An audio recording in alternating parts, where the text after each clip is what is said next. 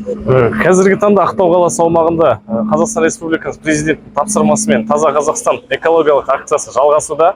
Бүгінгі күні теңіз жағалауында, яғни Жасыл ел сарбаздары мен экология департаменті сенбілік жұмыстарын жүргізуде. Сенбілік жұмыстардың мақсаты теңіз жағалауында қоқыстар, артық жатқан заттарды жинап, теңіз жағалауын ретке келтіру. Одан бөлек қазіргі таңда қала бойынша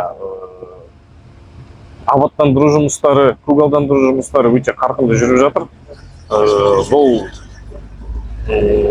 сенбілік жұмыстары әрі қарай да жалғасатын болады қала аумағында жылдың соңына дейін. Тұрғындарға айтарым, осы Таза Қазақстан экологиялық акциясына өз тараптарына белсенді қатысып, өздерінің қалаларын, жағажайларын тек адам көп шоғырланатын жерлер емес, өзінің көп пәтерлі тұрғын үйлерде тұратын тұрғындар болса, өздерінің аумақтарынан жинап тастаса, сол дейтін үлкен үлестерін қосып, Таза Қазақстан акциясы дегенде қаланы тазалығын сақтау, санитарлық тазалығын қамтамасыз ету, өзіңіз білетіндей, негізі қаланың санитарлық тазалығына жауапты мекемелер бар. Соларға өз тарапымыздан, тұрғындар тарапымыздан үлесімізді қосып көмектессек, қаламыз одан сайын таза болып, одан сайын көркейеді дегенге сенеміз.